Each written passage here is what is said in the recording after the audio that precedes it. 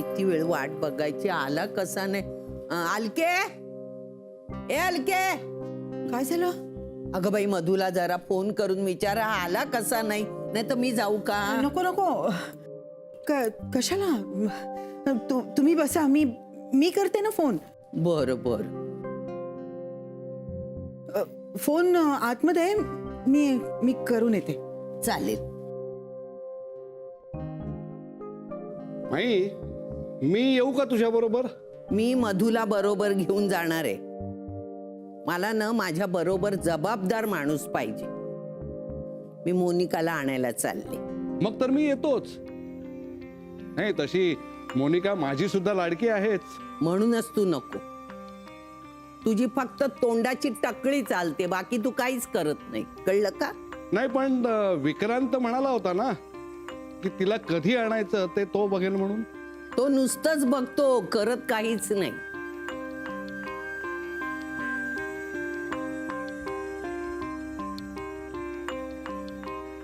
Hello hello hello, मधु काका. बोल गल के. अहो तुम्ही आता कुठे आहात? मी आता शिवडीला आहे. माईने काम सांगितलं होतं ना, ते करण्यासाठी आलो होतो. मी काम झालेलं आहे, मी येतो म्हणून सांग तिला. आणि हे बघ, मी आता काय बसची वाट बघत बसत नाही, मी सरळ टॅक्सीने येतो, म्हणजे लवकर पोहोचेल ना मी तिथे. अहो नका नका, तुम्ही टॅक्सीने नका येऊ. का ग, काय झालं? नाही नाही, तुम्ही आरामात या. नाही म्हणजे तुम्ही इकडे लवकर आलात ना तर सगळाच गोंधळ होईल. अगं असं कसं म्हणतेस तू? माईने मला लवकर यायला सांगितलंय. मोनिकाला आम्हाला आणायला जायचंय ना. हो, त्याच्यासाठी त्या तयार सुद्धा होऊन बसले आहेत. पण मला टेन्शन असं आलंय की मोनिका घरी नाहीये. काय? मग कुठे गेली ती? तिला ना जरा बरं वाटेन असं झालं होतं, म्हणजे थोडंसं अस्वस्थ होत होतं, म्हणून विक्रांतनी तिला हॉस्पिटलमध्ये नेलं. ज्या दिवशी आपल्याकडे पार्टी होती ना त्या दिवशी. पण आता उगाच सगळ्यांना टेन्शन नको म्हणून ही गोष्ट त्यांनी फक्त मला आणि यांना सांगितली. बर, मला सांग आता कशी आहे ती? हो हो, बरी आहे ती. पण आता ही गोष्ट आईंना माहिती नाहीये ना. आणि मधु काका, मला तर काहीच कळत नाहीये की ही गोष्ट आईंना सांगावी की नाही सांगावी. नाही म्हणजे सांगितलं तर त्या उगीच काळजी करत बसतील, आणि नाही सांगितलं तर चिडतील ना. आता तुम्ही आलात तर सगळाच गोंधळ होईल. मी विक्रांतला सुद्धा फोन करून सांगितलं, पण तो म्हणाला मी आता गडबडीत आहे, मी बघतो नंतर काय ते. मला तर काहीच कळत नाहीये. एक काम कर ना, माईला सांगून टाक ती हॉस्पिटलमध्ये आहे म्हणून. कोण, मी? अगो बाई नको नको, त्या चिडल्या म्हणजे मला तर बाई त्यांची भीतीच वाटते. मग आता मी काय करू? तू मला गोंधळात टाकलंच बघ अलके. अं? अलके, मी पोहोचलो नाही तर माई माझ्यासाठी थांबून राहणार आहे का? ती सरळ टॅक्सी करून मोनिकाच्या घरी जाईल, नाही का? अगं बाई हो की.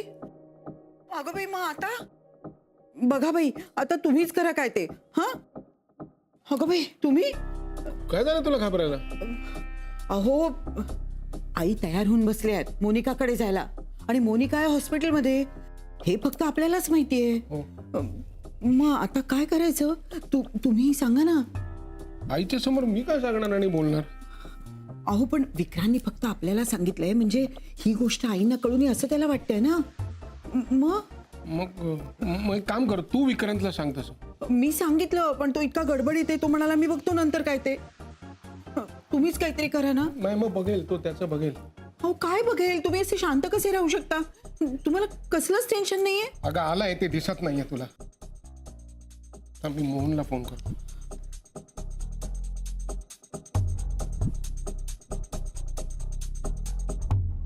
पण मग आता काय करता येईल? मलाही काही सुचत नाहीये.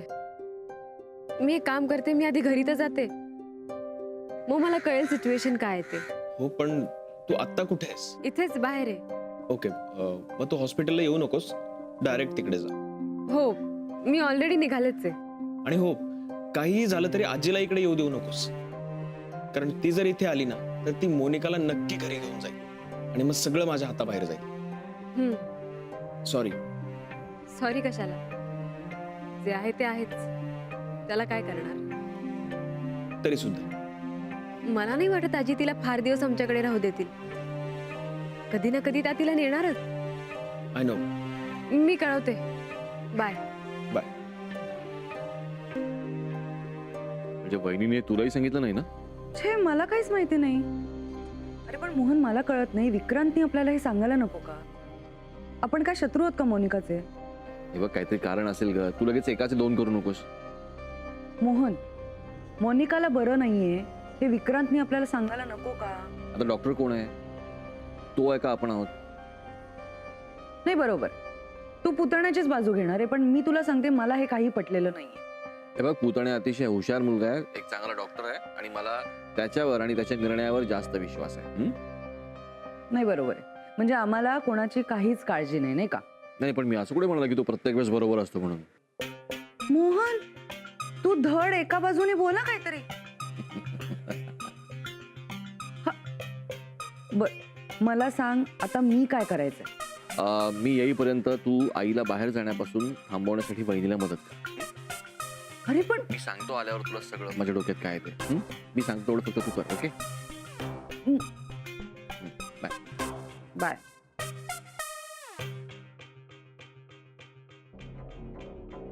नेमका मधू आजच उशीर करणार बघ.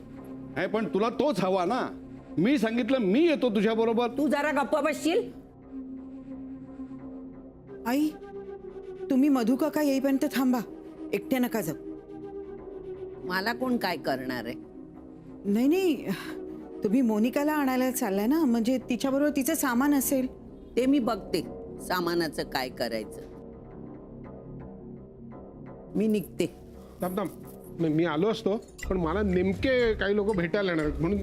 नाही नाही, तू तुझ्या मीटिंग कर. आई, तुम्ही आर्यनला बागेत घेऊन जाणार होतात ना? हो का? हो, तोच म्हणाला मला तसं. हो, पण आज आणि आता नको. तूच जा घेऊन त्याला. नाही नाही, अहो म्हणजे तो येणार नाही माझ्यासोबत, कारण तुम्ही त्याला बागेत गोष्टी सांगता ना. मोनिकाला उद्या आणलं तर नाही का चालणार? अरे उद्या उद्या करत किती दिवस झाले बाळा. मी त्यांच्या आजीना शब्द दिलेला आहे, नाही तर त्या काय म्हणतील, दळवी आजी नुसत्या बोलाचाच भात नाही, बोलाचीच कडी आहे. नाही हे बघ माई, त्यांना काय म्हणायचं ते म्हणू देत. आता काय त्यांनी आपल्या त्या आगाऊ नातीला दिलंच आहे आपल्यावर ढकलून. ते झालेत नामानिराळे.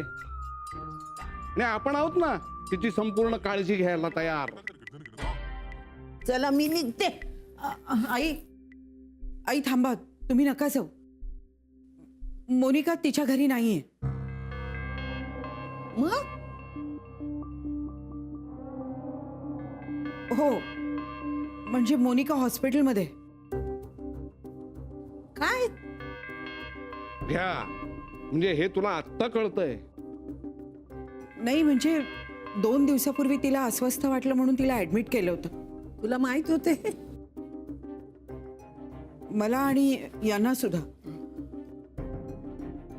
हो, म्हणजे विक्रांतने आम्हाला जरा उशिराच सांगितलं, पण आता बरी आहे ती, म्हणजे काळजीचं काही कारण नाहीये. तुला माहित होतंय, मग मला का नाही सांगितलं? विक्रांतला सांगावंसं वाटलं नाही ना, कारण आता आजीचा काही उपयोगच राहिला नाही. अरे केव्हापासून म्हणते मोनिकाला घरी आणा, घरी आणा. का करतोय तू असं? नाही नाही, तसं काही नाहीये. मग कसं आहे मोहन? तुला माहित होतं मोनिका हॉस्पिटलमध्ये आहे ती? नाही आई, म्हणजे मला आत्ताच. मोनिका हॉस्पिटलमध्ये? मग आपण जाऊया ना तिला बघायला. आपण सगळे जाऊया तिला भेटायला, पण विक्रांतनी हे माझ्यापासून लपून ठेवलं नाही, हे चांगलं नाही केलं. अरे मानसी, तू का आलीस? तू सुद्धा नाही सांगितलंस आम्हाला.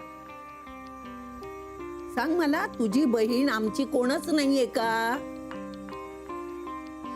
ही विक्रांतनी तुला गप्प केलंय? विक्रांतनेच मला पाठवलंय तुम्हाला सगळ्यांना घेऊन जाण्यासाठी.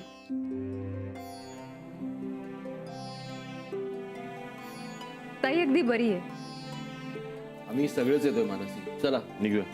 चल. अरे हे काय, तुम्ही सगळे कुठे निघालात? हॉस्पिटलमध्ये मोनिकाला बघायला. चल तू पण चल. चला. चल. चल चल चल चल.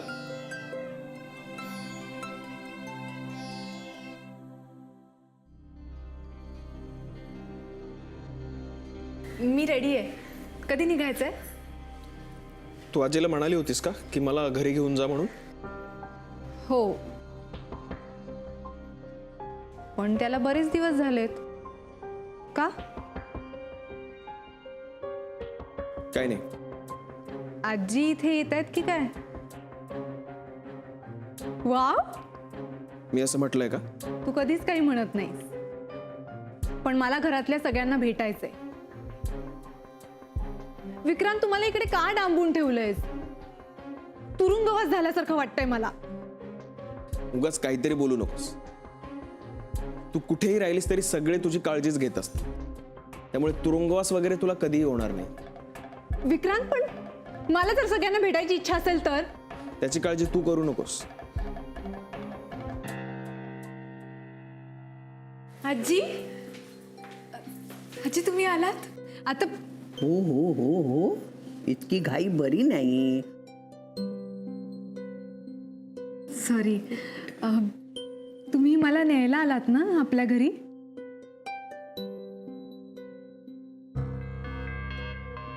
मला खरं तुला घरी न्यायचं होतं ग, पण आता ते माझ्या हातात नाहीये ना. हल्ली माझ्यापर्यंत काय काय गोष्टी पोचतच. आजी, माझा हेतू जरा ऍक्च्युली आजी, आज विक्रांत मला डिस्चार्ज देणारच होते. आम्ही डायरेक्ट घरीच येणार होतो, असंच ठरलं होतं आमचं. बरोबर ना विक्रांत? ताई, अगं सगळेच आलेत तुला भेटायला. अलका काकी, गीता काकी, मोहन काका, विजय काका, मधु काका आणि नानू मामा सुद्धा. सगळे? हो, मीच म्हटलं दोघांनी भेटूया. रूम लहान आहे ना. बघितलंच विक्रांत, सगळे माझ्यावर किती प्रेम करतात. जी खरं सांगू, मला खूप आनंद होतोय. म्हणजे सगळ्यांना कधी भेटते असं झालंय मला. ए मनू, एक काम कर ना, आईंना आत बोलवतेस? मला त्यांना भेटायची इच्छा आहे, प्लीज. ओके.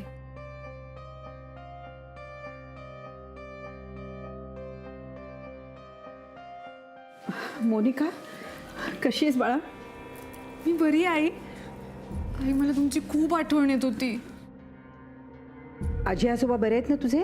हो, आजी आजोबा बरे आहेत. पण आई, मी अजून काही दिवस इकडे राहिले ना तर माझी तब्येत नक्कीच खराब होईल.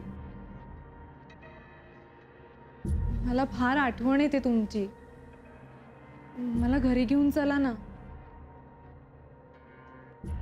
विक्रांत, आज मी हिला घरी घेऊन जाणार आहे. तुझी काही हरकत नाही ना? माझी हरकत आहे.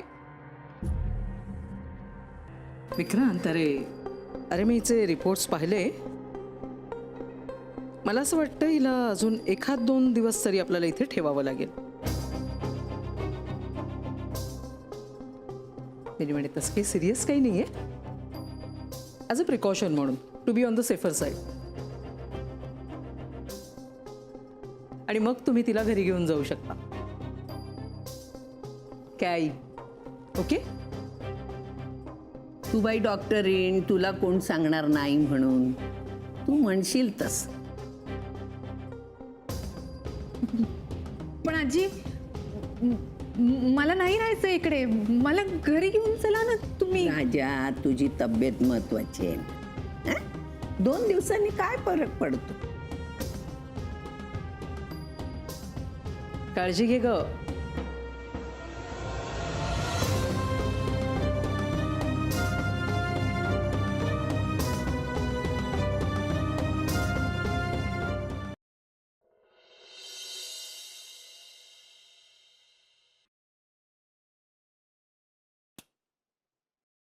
चांगला चान्स होता विक्रांतच्या घरी जायचा, पण नाही. नशीबच खराब आहे ना. आजी आल्या होत्या मला न्यायला.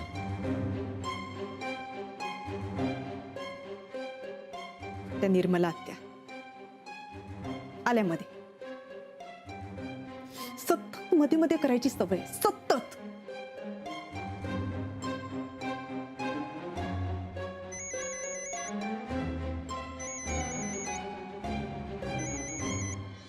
हॅलो. बोल बाळा, कशी आहेस? ठीक आहे. तिथे सगळं व्यवस्थित आहे ना हॉस्पिटलमध्ये? जेवलीस ना तू? आजी, माझं सोडून सगळ्यांचं सगळं व्यवस्थित चालू आहे. म्हणजे काय? काही नाही ग आजी, मला कंटाळा आलाय. पोटनं जड जड झाल्यासारखं वाटतंय. कधी ह्या सगळ्यातनं सुटका होते ना असं झालंय मला आता. मला समजतंय ग बाळा, शेवटी शेवटी ना असं त्रासदायकच होतं. पण काय करणार, इलाज नसतो ना. जरा कळ सोसायची. तेच करते मी. खूप काय काय सोसावं लागतंय. हे बघ, मनात असे विचार यायला लागले ना की मन जरा दुसरीकडे वळवायचं. म्हणजे मग त्रास नाही करून घ्यायचा स्वतःच्या मनाला. मनू असते की नाही तिथे, हा? मग मनूला सांगायचं, ती मदत करेल तुला. काय करते ना ती, खूप मदत करते विक्रांतला. काय? हो, विक्रांतला खूप मदत होते मानसीची. आजी, तुझी काळजी घेतात ना ते? माझी काळजी खूप. मला खात्रीच आहे त्यांची. आणि मानसी तर काय तुझी बहीणच आहे, म्हणून तर मी अगदी निश्चिंत असते. Pass, enough. इथल्या नर्सेस सुद्धा खूप छान काळजी घेतात आजी. मानसीची गरज नाहीये. तुला कधी सोडणार आहेत हॉस्पिटलमधनं? आजी, मला नाही माहित. तिला विचार ना, तिला सगळं माहिती असतं ना, तुझ्या लाडक्या मानसीला. बाय.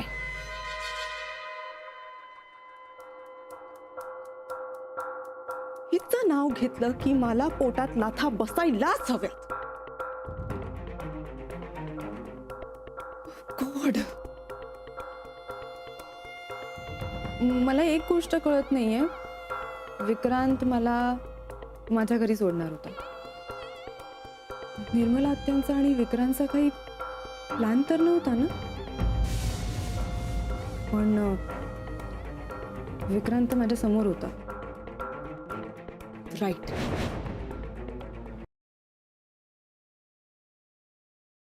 तू सगळं सावरून घेतलंस मानसी. आत्या होत्या म्हणून बरं झालं, नाहीतर तशी मला भीती होतीच. आजी कधी ना कधी नक्की इथे येणार. पण विक्रांत, आत्ता आपण थोपवलंय. यापुढे बघूया.